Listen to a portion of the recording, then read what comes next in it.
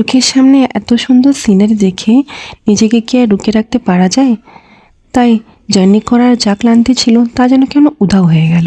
তাই বেরিয়ে পড়লাম আমরা আমাদের হোমস্টের সামনেটাকে এক্সপ্লোর করতে। তো হ্যালো এভরিওয়ান, আমি নাগমা ফ্রম বিউটিফ্লাই বাই নাগমা চলে এসেছি তোমাদের সাথে আবার আমার বেড়ানোর ব্লগের কিছু নতুন ভিডিও শেয়ার করতে। ফেসবুক, ইনস্টাগ্রাম এবং ইউটিউবে ছবি ভিডিও দেখে তোমরা অনেকেই আমাকে এই জায়গাটার ব্যাপারে ডিটেলস জানতে চেয়েছো। তো আজকের এই ভিডিওতে আমি তোমাদেরকে এই জায়গাটার ডিটেলস বা হোমস্টের রেন্ট কত, কীরকম কী ধরনের চার্জেস আছে সেটা আমি তোমাদের সাথে শেয়ার করব। প্রকৃতির এই অপরূপ সৌন্দর্যকে উপভোগ করার সাথে সাথে তোমরা নোট ডাউন করে নিও আমি যা যা ইনফরমেশন দেব। এই অফবিট ভিলেজটার নাম হচ্ছে সোনাদা। এটা শিলিগুড়ি থেকে এর দূরত্ব হচ্ছে 48 বা 50 কিলোমিটার এবং এর লোকেশন হলো কার্সিয়াংয়ের পরে এবং দার্জিলিংয়ের আগে, মানে কার্সিয়াং এবং দার্জিলিংয়ের মধ্যবর্তী যে জায়গাটা সেটা হচ্ছে সোনাদা। এখানে পৌঁছানোর মোড অফ ট্রান্সপোর্ট হচ্ছে বাস, শেয়ার কার আর রিজার্ভ কার। যদি তোমরা রিজার্ভ কার করে আসো তাহলে ভাড়া তোমাদের মোটামুটি 3,500 থেকে 4,000 টাকা করে পড়বে। আর এছাড়া যদি শেয়ার কার করে আসো তাহলে 250 বা 200 এরকম নেবে। আর যদি বাসে আসো তাহলে বাসে তোমাকে 105 টাকা করে পার পার্সন টিকিট কাটতে হবে। শেয়ার কার করে এলে তো তোমরা একেবারে ট্র্যাক করে ডাইরেক্ট হোমস্টের সামনেই নামবে। আর কখনো কখনো রাস্তা অনেকে জানে না, তো তারা ভুলে যেতে পারে, তো সেক্ষেত্রে দাদার সাথে কন্ট্যাক্ট করলে সে প্রপার লোকেশান বলে দেবে। আর এছাড়া তোমরা যদি বাসে বা শেয়ার ট্যাক্সিতে আসো তাহলে তোমাদেরকে ওরা সোনাদা বাজারে নামিয়ে দেবে, মানে সোনাদা স্টেশনের সামনে। তারপরে তোমাদেরকে সেখান থেকে রিজার্ভ কার করে আসতে হবে। তোমরা যদি শেয়ার ট্যাক্সি চাও সেখানে কিন্তু দুপুর 1টা থেকে 2টোর পরেই কিন্তু শেয়ার ট্যাক্সি পাওয়া যায়, নচেত কিন্তু রিজার্ভ কার করে আসতে হয়। আর তোমরা যদি রিজার্ভ কার করো তাহলে কিন্তু ডাইরেক্ট সুদর্শন দাকেই ফোন করবে। এখানে বাজারে একেবারে খুব উল্টো পাল্টা দাম বলে। সুদর্শন দা যে গাড়িটা পাঠাবে সেটা তোমাকে 600 থেকে 700 টাকার মধ্যেই কিন্তু হোমস্টের সামনে নামিয়ে দেবে। আর এখানে আমাদের দুজনের মোবাইলের ব্যাটারি চার্জই একদম কমে গিয়েছিল, তাই আমাদের আর কিছু ছবি ভিডিও তুলতে পারছিলাম না বলে আরও ফিরে এলাম, না হলে কিন্তু ওখানেই থাকতাম, যতই ঠান্ডা লাগুক আর যতই রোদ উঠে যাওয়ার পর রোদ লাগুক না কেন।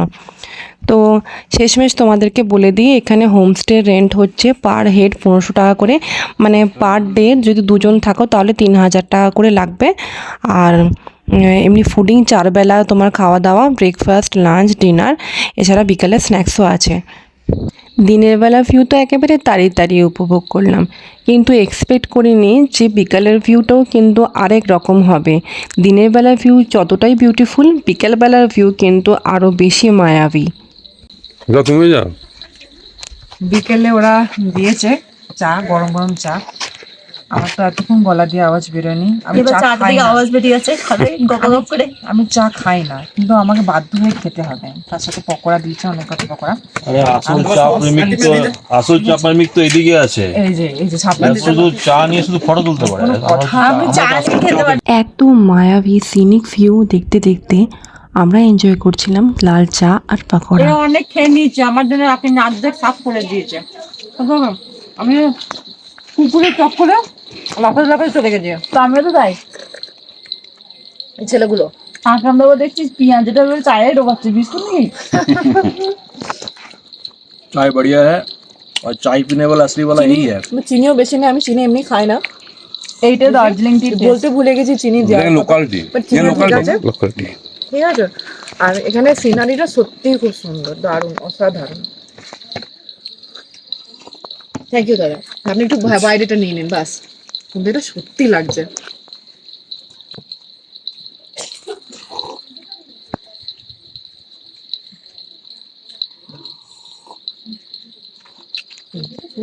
ভালো করতে দাও, হাতের ইয়েটা আছে, ইরিন বিরিন করেননি। Thank you. গলাটা সিক লাগছে আমার। আমি নর্মালি চা খাই না, আমার খেতে হচ্ছে, গলা নিয়ে অস্থির। কিন্তু এরকম একটা ওয়েদারে মুসমুসে একটা ফিরে খাবার আছে। ধীরে ধীরে সন্ধ্যেকে পার করে নেমে পড়ল একটা মায়াবী রাত। আর সেখানে যে পাহাড়ের গায়ে বাড়িগুলো ছোট্ট ছোট্ট আলো জ্বলছিল সেটা যেন একটা আলাদাই অপরূপ দেখতে লাগছিল। এই যে আমার রাতের ডিনার, রেডি করেছেন। আমরা রুটি খাবো বলেছি, সবাই বলেছি না, তুমিও রুটি খাবে বলেছো না?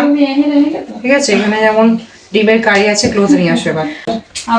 ঠিক আছে, ডিমের কারি আছে, আর যেমন ভিন্ডি ভাজি আছে, রুটি আছে, পেঁয়াজ আছে, কাঁচা লঙ্কা আছে। দেখি খিদে তো আমার পেয়ে গেছে, এবার শুরু করবো। তোরা বলছিস না বলছিস দরকার নেই, আমি শুরু করে